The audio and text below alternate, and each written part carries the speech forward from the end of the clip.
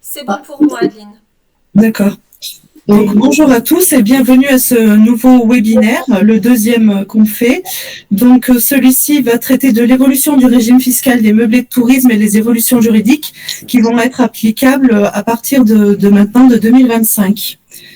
Donc, en première partie, je vais vous présenter les évolutions du régime fiscal des loueurs en meublé. Donc, avec un petit rappel du cadre juridique des meublés de tourisme, du cadre juridique des chambres d'hôtes, les évolutions et les impacts de la réforme. Après, du coup, je m'arrêterai là au niveau de la présentation. Donc, si à ce moment-là, au cours de cette première partie, vous avez des questions, donc n'hésitez pas à les mettre dans le chat ou attendre, voilà, la fin de la première partie pour les poser à l'oral, si, comme vous souhaitez, en fait, comme c'est plus simple pour vous. Après, la deuxième partie, c'est les évolutions juridiques en cours. Donc, ça sera la généralisation du numéro d'enregistrement et l'application des règles de performance énergétique. Je ferai juste un petit passage sur la taxe de séjour où il y a une petite évolution qui n'est pas forcément, qui ne concerne pas tous forcément, mais au niveau national. Et après, vous aurez le prochain webinaire qui traitera plus en détail de la taxe de séjour sur Haute Terre Tourisme. Donc, on va traiter la première partie avec un rappel du cadre juridique des meublés de tourisme. Donc, je reviens sur la définition d'un meublé de tourisme. Donc, les meublés de tourisme sont des villas, appartements ou studios meublés à l'usage exclusif du locataire, offerts en location à une clientèle de passage qui effectue un séjour caractérisé par une location à la journée, à la semaine ou au mois, mais qui n'y élit pas domicile. Donc ça, c'est la différence avec les locations longue durée. Donc la durée maximum de location pour une même personne est fixée à 90 jours consécutifs. Il y a deux formalités obligatoires à la création d'un meublé de tourisme. C'est tout d'abord la déclaration en mairie par le CERFA que vous avez dû recevoir ou qu'on vous a souvent fourni au niveau de l'office de tourisme, ou que vous pouvez aussi retélécharger sur notre site internet pro, donc ça j'y reviendrai à la fin.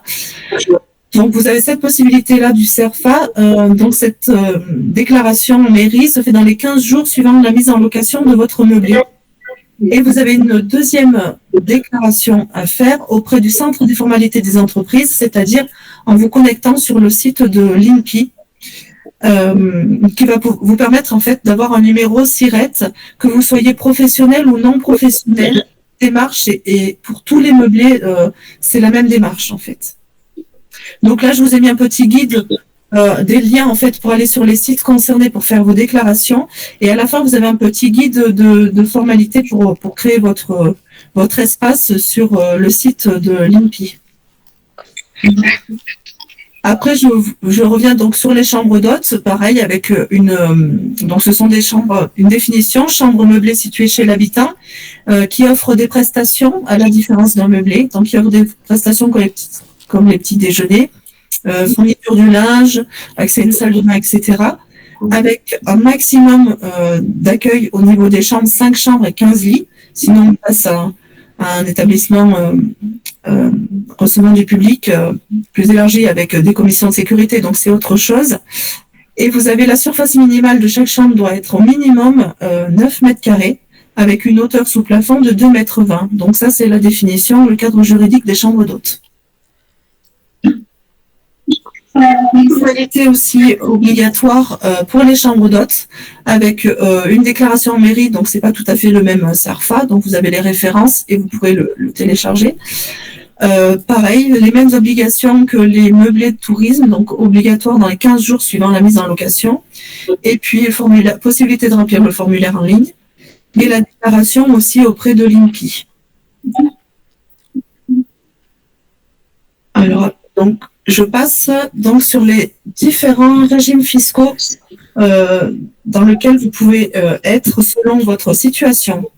Donc, on a le régime microbique, qui est le régime fiscal accessible aux entrepreneurs, le régime le plus simple possible pour gérer votre meublé de tourisme, mais avec un chiffre d'affaires inférieur à 77 700 €. Donc celui-ci, vous n'avez pas besoin de tenir une comptabilité très précise, et c'est une possibilité quand on débute, voilà, et que le chiffre d'affaires est inférieur à 77 700 €. Après, au-delà, vous êtes obligé de passer au régime du réel, où là, c'est un régime qui est un peu plus exigeant, où il y a un peu plus de comptabilité. Et si vous ne vous sentez pas très à l'aise là-dessus, voilà, il faut produire des liasses fiscales, etc. Donc, il faut être assez à l'aise avec les comptes de résultats, etc. Donc, là, vous pouvez aussi faire appel à un comptable pour être assuré de bien faire les choses. Vous pouvez vous faire accompagner. Donc là, ces deux régimes-là, ce sont des régimes pour les loueurs en meublé non professionnels. La différence, donc, du coup, avec les loueurs en meublé professionnels, c'est que si vous avez un revenu de plus de 23 000 euros et que, en fait, la somme de tous les revenus de votre foyer, si par rapport aux autres revenus de votre foyer, les revenus provenant de cette activité sont supérieurs aux autres revenus du foyer, ça devient votre activité principale et donc à ce moment-là, vous passez en loueur meublé professionnel. Donc là, je vous fais un petit résumé en fait. Si vous êtes au régime microbique, donc il faut déclarer donc il faut que vous déclarez en mairie, que vous soyez meublé ou chambre d'hôte, vous déclarez en meublé auprès de la mairie en remplissant les CERFA. Passez donc sur l'INPI, auprès de l'INPI.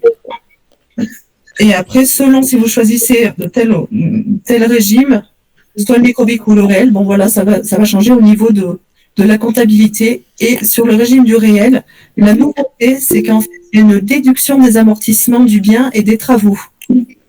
C'est la nouveauté qui entre sur la réforme 2025. En annexe 1, donc je vous montrerai peut-être à la fin, en fait, je vous ai laissé des annexes sur lesquelles, là, plus précisément sur l'annexe 1, vous allez voir où est-ce que vous pouvez déclarer votre régime fiscal sur votre fiche d'impôt, mais j'imagine que tous, vous savez faire cette partie. Voilà, ça n'a pas changé de case au niveau de la réforme. Après, si vous avez la moindre question sur votre fiche d'impôt, je vous invite à vous rapprocher du Trésor public, en fait. Adeline, je te coupe juste un instant. Madame Talley lève la main. Est-ce que vous avez une question à poser à cette étape, Madame Talley?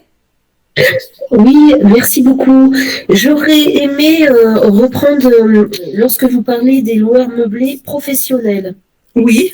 Bon, il y a toujours quelque chose qui a été assez flou pour moi et j'avoue, même au niveau des impôts, on n'a pas forcément répondu très correct. Enfin, oui, c'est on aurait fallu.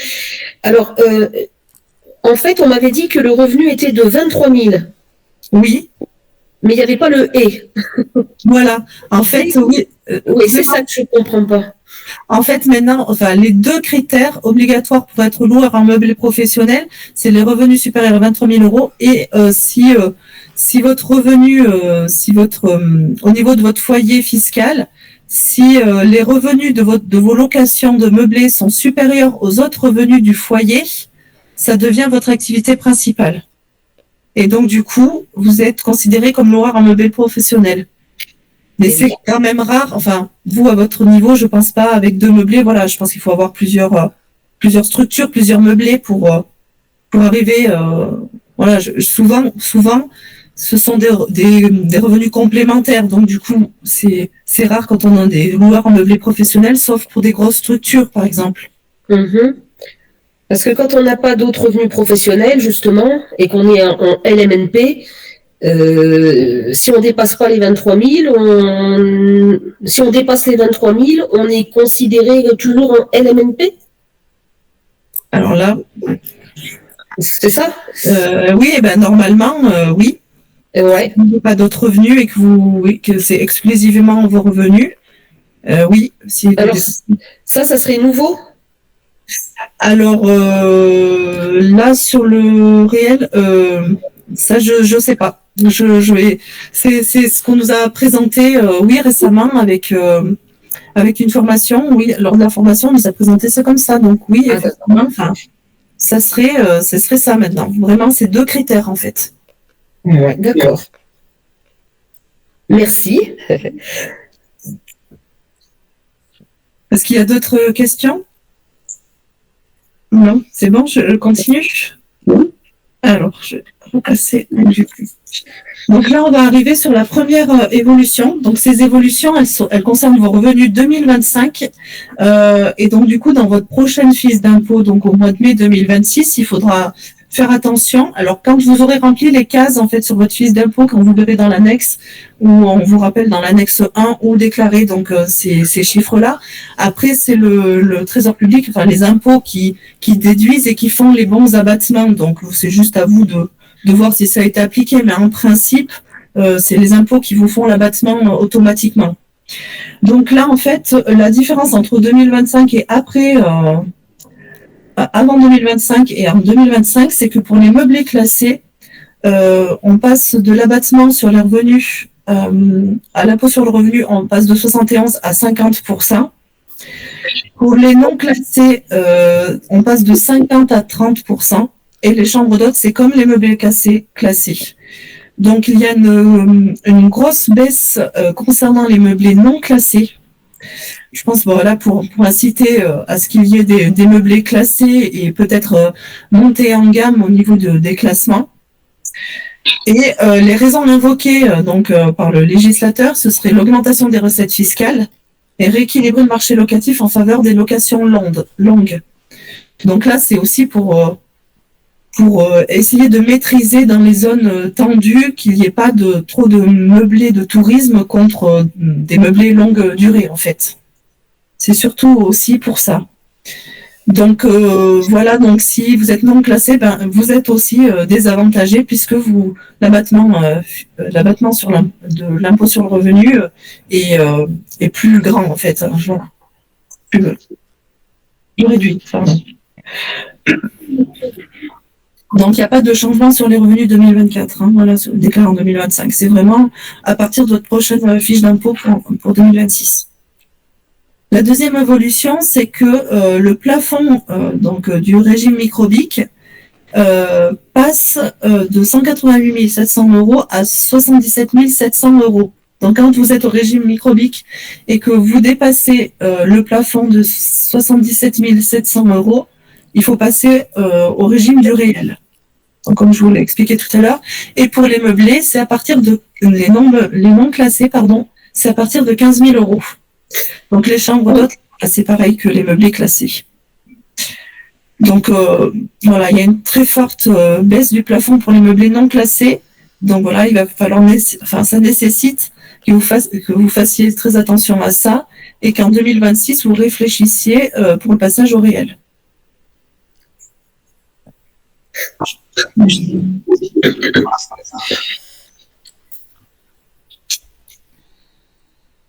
Donc voilà les deux plus grosses évolutions, donc sur l'abattement à l'impôt sur le revenu et l'abaissement du plafond. Après, il y a une évolution numéro 3, en fait, où le changement va être sur la plus-value. Donc, je vous ai mis des exemples en annexe 2, où vous avez un petit calcul de la plus-value. Donc là, je détaille pas, mais je vous remets les formules en fait du calcul de la plus-value. Sur cette plus-value, en fait, donc vous avez le prix de vente moins le prix d'achat du bien plus les frais de notaire et les travaux d'agrandissement et d'amélioration. Et le changement, c'est que les amortissements vont compter dans votre plus-value lorsque vous allez vendre votre bien. Donc tous les amortissements pratiqués sur le bien vont être applicables sur cette plus-value. Donc là, si vous avez des interrogations sur votre bien immobilier et que vous souhaitez le vendre, n'hésitez pas à demander conseil aussi à votre notaire parce que c'est lui souvent qui évalue il fait les calculs, les évaluations forfaitaires du prix d'achat. Voilà. Donc là, on rappelle les taux d'imposition qu'il y a sur la plus-value qui est soumise à 2 taxes. Donc jusqu'à 6 ans, si votre bien a 6 ans, jusqu'à 6 ans, vous n'avez aucun taux d'abattement. Voilà, ça commence dès la 6e année jusqu'à la 21e, etc. Et à partir de la 22e année, vous êtes exonéré de l'abattement du taux d'impôt sur le revenu, pardon. Les cas d'exonération de la plus-value, c'est la cession de la résidence principale et la cession de résidence secondaire avec réutilisation des fonds sur la résidence principale. Je vais peut-être le donner ici.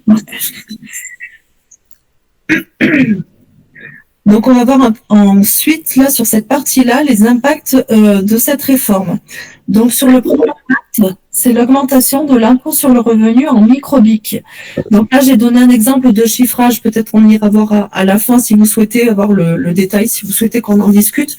Là, je l'ai pas forcément mis là, mais c'est pour vous rendre compte, en fait, sur ce calcul, ça va vous faire vraiment la différence, pour rendre compte de la différence qu'il va y avoir sur de l'augmentation sur le revenu en microbique, la différence entre les meublés classés et les non classés. Donc, du coup, voilà, j'ai mis cet exemple en annexe 3. Juste après, donc, du coup, je vais surtout vous parler du passage au régime réel. Et après, vous aurez aussi des exemples de calcul de l'amortissement dont j'ai parlé juste au-dessus dans le calcul de la plus-value, où là aussi, on vous met des cas pratiques, en fait, et on vous explique avec des sommes, etc., comment appliquer cette plus-value, etc., ce calcul de l'amortissement avec un tableau des amortissements, etc. Donc ça, il ne faut pas hésiter à se faire aider si vous êtes au réel, si vous avez un comptable, voilà, ça peut très bien vous aider sur ces critères-là, sur ces points-là. Et en impact 3, on verra en fait que les avantages du classement sont toujours aussi importants, que ça marque vraiment la différence entre les meubles classés et non classés. Donc là, il faut anticiper le passage au réel. Donc il faut une tenue d'une comptabilité en partie double, pardon. Il faut fournir une liasse fiscale. Il faut déterminer un bénéfice industriel et commercial. Il y a la déduction de toutes les charges engagées dans l'intérêt de l'exploitation, les assurances, les intérêts, charges de copropriété. On déduit les amortissements du bien et des meubles par composant, sauf le terrain, puisque dans la loi française, il n'y a pas d'amortissement sur le terrain. Et la nécessité de prendre des services d'un expert comptable. Donc, c'est ce que je vous ai dit. Voilà, donc là, ça a un impact quand même sur votre situation. Si vous dépassez les 77 000 ou les 15 000 euros, ben, du coup, vous serez obligé de passer sur le réel. Alors, comment passer sur le réel? Donc, c'est lors de votre déclaration d'impôt, en fait, où vous allez voir votre centre des impôts et vous informer, soit en direct, ou vous faites un courrier ou un message sur la plateforme adressée au service des impôts pour vous guider, en fait, sur cette démarche. Donc, j'avais noté que pour le quant à la déclaration d'impôt, c'était au maximum 22 mai 2025, donc c'est toujours à peu près dans ces eaux-là. Voilà.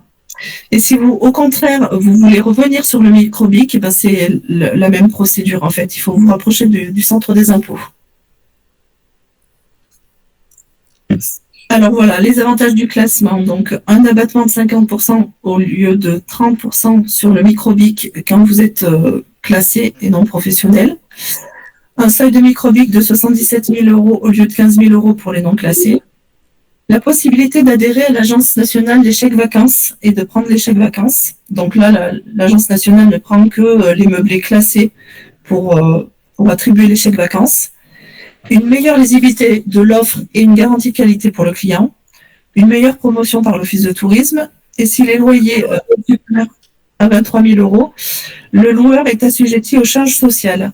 Donc après, vous avez les taux de charge URSSAF donc sont inférieurs pour les meublés classés. Et là, donc du coup, vous avez la possibilité de faire une simulation pour voir vos taux de charge en fait URSSAF. Et en annexe 5, je vous ai remis la procédure de classement au sein de Haute-Terre Tourisme, en fait, voilà, pour savoir si vous souhaitez faire classer votre meublé. Ou bien penser au renouvellement, en fait, de votre classement un petit peu avant la date d'échéance. Donc, il y a un rappel du régime de la TVA, parce que souvent, on peut avoir la question au niveau de la TVA. Donc, si les recettes annuelles ne dépassent pas 93 500 euros et s'il n'y a pas de prestations para-hôtelières, en fait, les meublés sont exonérés de la TVA. Par contre, donc les 3 prestations hôtelières, ça peut être petit déjeuner, nettoyage régulier des locaux, etc. Par contre, les chambres d'hôtes sont imposables à la TVA parce qu'elles pratiquent ces prestations para-hôtelières. Donc voilà, c'était juste pour rappeler sur ce petit passage sur la TVA.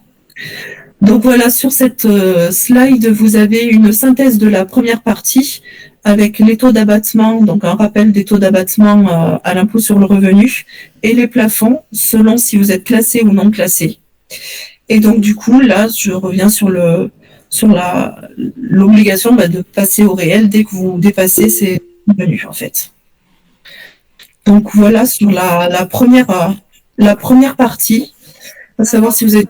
On a Régine qui a une question. Régine. Oui, j'ai 2 petites questions. La toute première, c'est sur le tout début de la présentation. Donc, au moment de la déclaration, donc par le biais du CERFA en mairie, c'est à ce moment-là qu'on est censé nous attribuer un numéro. C'est ça, en mairie?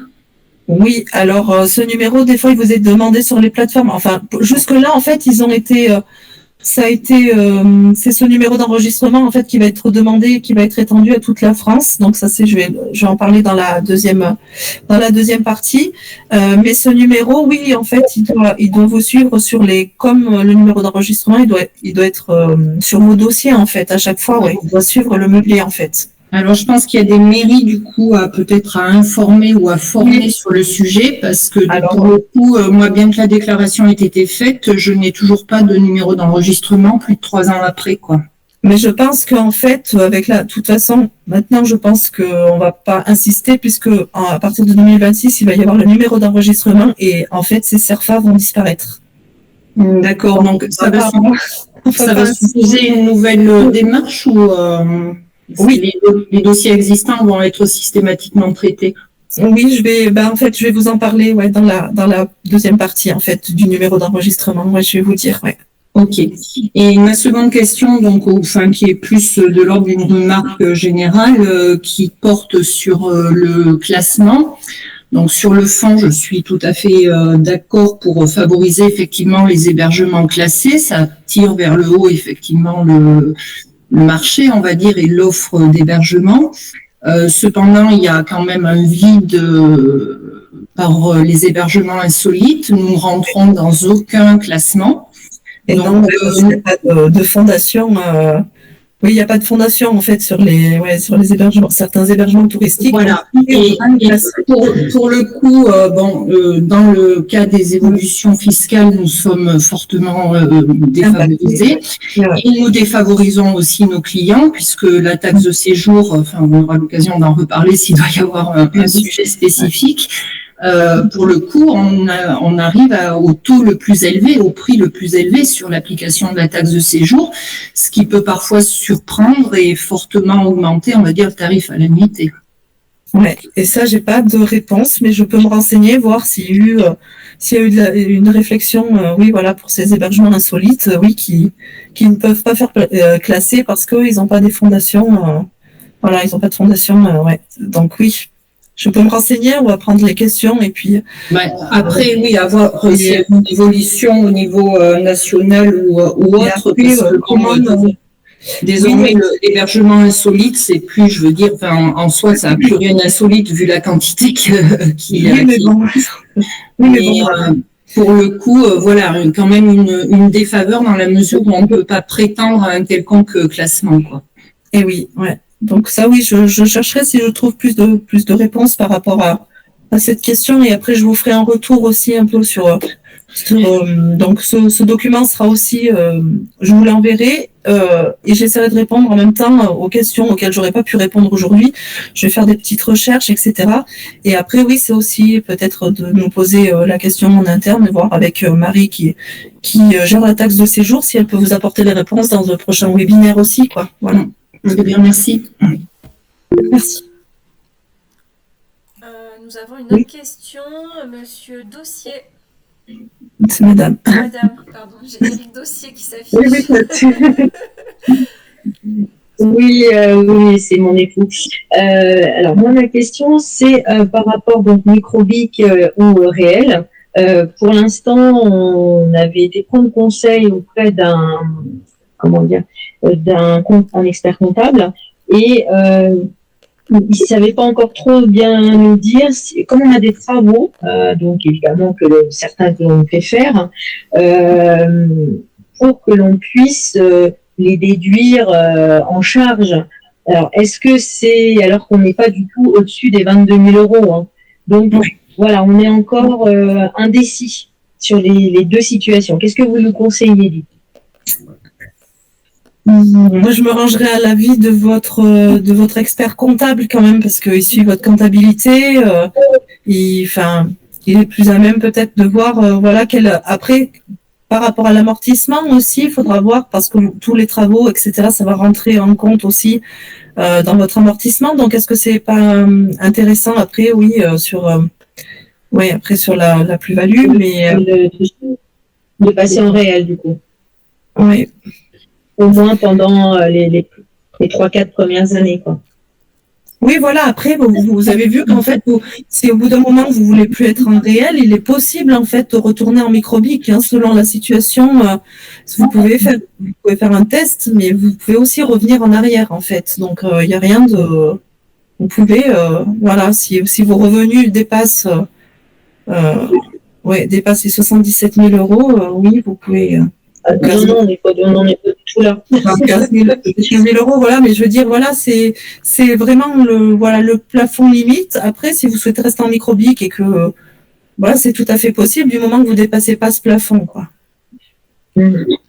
D'accord. Mais après, oui, avec votre expert comptable, voilà, il y a d'autres choses qui peuvent rentrer en compte aussi, quoi. Donc, c'est peut-être bien, d'accord, voilà, de voir avec lui, ouais, de suivre ses conseils, ouais. Merci.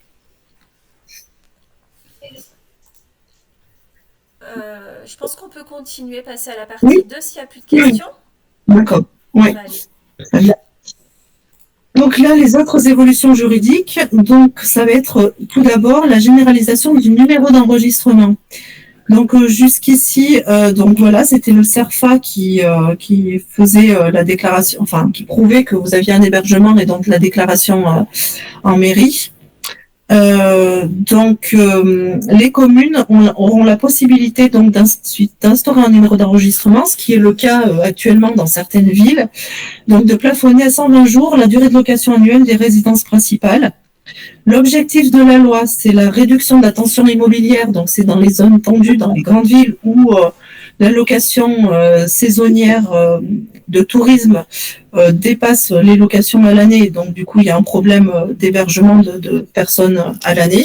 Donc là c'est vraiment pour réguler cet aspect-là, et c'est aussi pour reprendre la main sur le parc d'hébergement touristique. C'est pour mieux connaître tous ces hébergements touristiques et essayer d'évaluer son parc le plus juste possible. Donc, la procédure de déclaration soumise à enregistrement est donc désormais généralisée à l'ensemble des locations de meublés de tourisme, quelle que soit la situation géographique, du bien. Donc là, voilà, il y avait l'obligation de demander un numéro d'enregistrement de plus en plus sur les plateformes. Donc ça, c'est actuellement, en fait. Et donc, du coup, là, le CERFA sera remplacé par la procédure d'enregistrement et le plafonnement obligatoire par cette plateforme à 120 jours de location par an. Donc, pour les zones qui ont déjà demandé le numéro d'enregistrement. Donc, c'est le maire qui demandait au préfet, en fait, d'instaurer l'autorisation de changement d'usage.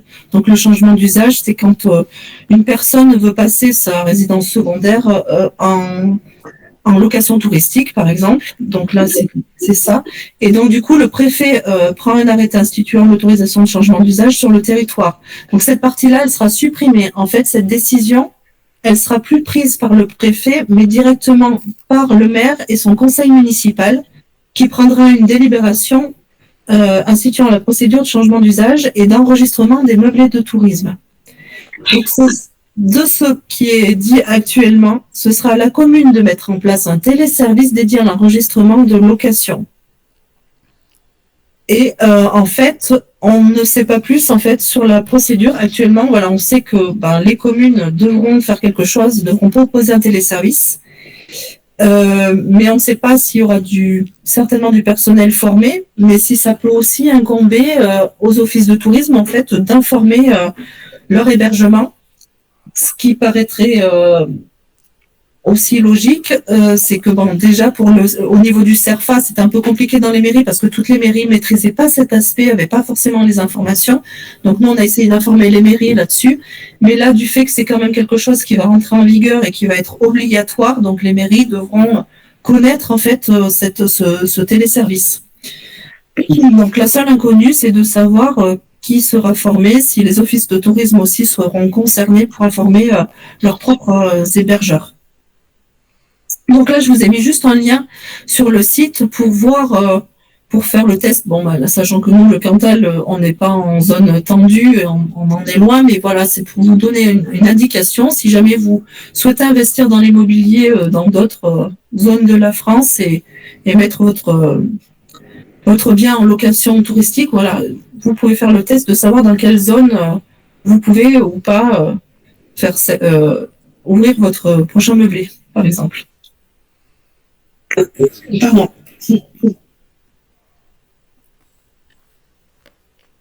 Donc, les avantages du dispositif, c'est une meilleure connaissance du parc d'hébergement touristique, l'amélioration de l'identification des hébergeurs non identifiés, parce que c'est pas toujours évident de connaître son parc d'hébergement touristique, une meilleure traçabilité des sommes perçues par les plateformes, une équité fiscale améliorée pour les hébergeurs, une réduction de la tension immobilière. Donc les inconvénients du dispositif, c'est que le plafonnement à 120 jours de location de la résidence principale, et le plafonnement ne fonctionne que pour chaque plateforme individuellement. Donc ça veut dire que si vous avez 120 jours sur une autre plateforme, vous pouvez avoir 120 autres jours sur une autre plateforme, en fait. Ça fait pas le décompte, en fait. Voilà, ça. Formalité supplémentaire pour les nouveaux loueurs, donc c'est la demande du changement d'usage. Voilà.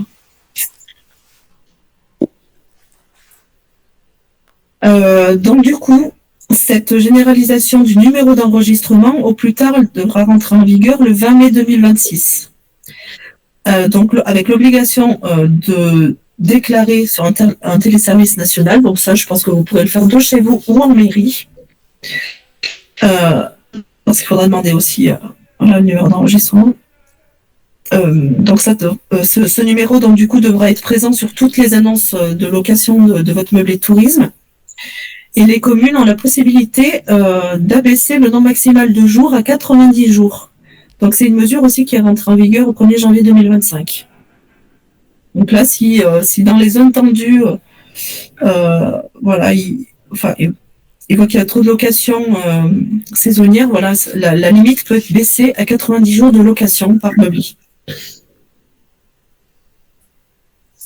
La deuxième évolution concerne les performances énergétiques. Donc à partir du 1er janvier 2034, les hébergements touristiques, en fait, devront, comme les hébergements à l'année, faire un diagnostic énergétique. Et le diagnostic devrait être compris entre les classes A et D. Donc ça, c'est pour réduire progressivement l'écart des exigences applicables entre les locations principales, de résidence principale, et les locations de meublés de tourisme. C'est pour encourager la montée en gamme des hébergements touristiques et contribuer à la lutte contre le changement climatique. Donc, dans les cas d'absence de règlement de changement d'usage dans la commune, si la commune ne demande pas n'a pas de règlement de changement d'usage, donc il faudra juste présenter la performance énergétique du logement. En fait, voilà, il n'y a pas d'obligation. Par contre, s'il y a des règles de changement d'usage dans une commune, automatiquement, les meublés devront présenter un diagnostic de performance énergétique. Donc là, au début, il va y avoir une tolérance à la classe E, de A à E, jusqu'au 31 décembre 2033, mais à partir de 2034, les hébergements le diagnostic devra être compris entre les classes A et D. Et l'évolution numéro 3, c'est la taxe de séjour. Donc, juste un petit rappel de ce qu'est la taxe de séjour. Donc voilà la définition. La taxe de séjour réelle est due par des personnes non domiciliées dans la commune. Et voilà, c'est une nuit marchande égale une taxe de séjour. Donc les personnes mineures sont exonérées, les travailleurs saisonniers également, les personnes qui ont un hébergement d'urgence ou les personnes qui occupent les locaux dont le loyer est inférieur à un montant fixé par délibération. Et là, du coup, le plafonnement, en fait, la seule évolution, c'est l'évolution tarifaire sur les palaces et les meublés de tourisme, où le plafond a été élevé de 10 centimes d'euros, donc sur les palaces et les hôtels, résidences et meublés de tourisme 5 étoiles. Ici, je vous ai juste mis un petit rappel de la taxe de séjour pratiquée sur Haute Terre Tourisme. Et là, après, vous verrez donc du coup au prochain webinaire plus de détails sur cette taxe de séjour, comment la déclarer, etc. Donc, ça sera ça dans un prochain webinaire, pardon. Donc là, du coup, je vous rappelle le prochain webinaire qui aura lieu le 8 janvier et dont je vous ai mis aussi le lien si vous souhaitez vous inscrire avec le programme de l'intervention. Donc voilà, je vous laisse la parole. Quelqu'un a des questions sur cette partie-là? Oui, on a Régine Galvin, effectivement. Oui, désolée, je reviens encore sur cette histoire de taxe de séjour. Je voulais revoir du coup les plafonnements. Donc la première slide que tu as passée, voilà celle-ci, c'est le plafonnement national du coup. Oui, c'est ça, oui.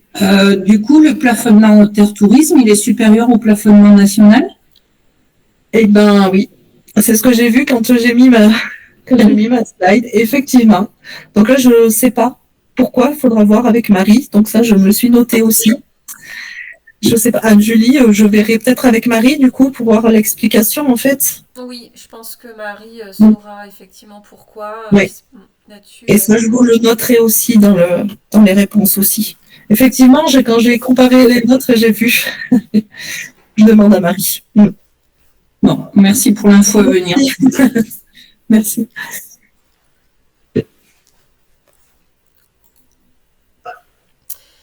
Excusez-moi. Je sais pas, est-ce qu'il y a d'autres questions? Est-ce qu'il y a des sujets, tant qu'on est ensemble, est-ce qu'il y a d'autres sujets sur lesquels vous aimeriez qu'on vous apporte plus d'informations? Peut-être pas forcément un webinaire, mais peut-être d'autres choses sur le site Internet Pro, où je vous mettrai aussi le lien dans le mail quand je vous enverrai donc le document, en fait. Je vous mettrai aussi le lien pour aller sur le site pro et peut-être naviguer sur le site pro et donc du coup voir si vous avez aussi d'autres questions, d'autres choses qui devraient être précisées. Adeline, Régine, pardon, Oui. souhaite prendre la parole. Oui. Moi je reviens là sur cette histoire donc de numéro d'enregistrement obligatoire. Ça veut dire que aujourd'hui, alors je prends le cas Airbnb ou autre plateforme de vente ou de visibilité. Pour le coup, ça veut dire qu'aujourd'hui, les gens qui sont sur Airbnb auront l'obligation de rentrer ce numéro d'enregistrement. Du coup, sinon l'offre ne remontera plus. Ou leur offre ne remontera plus. Oui, je pense que, oui, ça sera vraiment obligatoire à partir de mai 2026, quoi, le maximum, je pense que voilà. Et donc, oui, je pense que quand même, ça va avoir des conséquences derrière, hein, déjà qui vous le demandaient alors qu'on n'était pas dans une zone tendue. Oui, mais pour le coup, les dossiers passés sans le numéro d'enregistrement, parce que comme je le disais tout à l'heure, moi je n'en ai jamais eu, ce qui ne m'empêche pas d'être sur des plateformes. Et du coup, je pense que ça va nettement vous améliorer, si tel est le cas, vous améliorer la perception de la taxe de séjour, parce que je soupçonne qu'il y ait quand même pas mal d'hébergements sur le territoire qui sont commercialisés sur ces plateformes et qui aujourd'hui passent dans les mailles du filet de la taxe de séjour, quoi. Oui, c'est aussi pour ça, oui. Et du coup, à ce propos, juste une petite aparté. L'État voudrait récupérer la taxe de séjour. Donc, du coup, là, il y a un débat au niveau national avec ADN Tourisme, justement, pour que cette taxe de séjour reste au niveau local. Voilà. Mais ça, le sujet a été abordé de savoir si la taxe de séjour serait pas reprise par l'État. Donc là, voilà. Il y a une petite tension actuelle là-dessus, quoi. Voilà. Donc on souhaite quand même que ça reste au niveau local, parce que la taxe de séjour, voilà, ça nous permet d'investir dans la promotion du territoire, de faire des aménagements touristiques, etc. Donc on tient quand même à cette taxe de séjour pour améliorer toutes les notions touristiques du territoire, quoi. Voilà. Voilà. Est-ce que vous avez d'autres questions, d'autres sujets que vous souhaiteriez qu'on aborde une prochaine fois, ou pas forcément en webinaire, comme je vous disais tout à l'heure, mais sur le site pro, ou s'il y a quelque chose qui vous revient, de toute façon, voilà, si vous avez d'autres demandes, etc., ou d'autres questionnements, de toute façon, je vous invite à m'envoyer un mail, et puis voilà, j'essaierai de répondre le plus précisément possible, quoi, voilà. Donc là, sur les questions qu'on a en attente, si j'ai bien noté, on avait une question de Mme Talley au sujet du plafonnement par rapport donc à l'imposition. Du coup, Adeline, tu te renseignes et tu reviens vers elle, c'est ça? Oui. Après, il y avait la question du format du régime, Madame Dossier également. Oui. Et Régine, il y avait la question sur pourquoi le Haute-Terre est positionné sur un plafond de taxe de séjour qui est supérieur au national. Et la question du numéro d'enregistrement. Oui. On avait que ça comme question en suspens ou il y en avait d'autres? Alors après, on aura d'autres. Donc là, moi, j'avais suivi ce webinaire là de 3 heures. Donc là, moi, je vous ai fait la version un peu allégée et plus digeste, on va dire.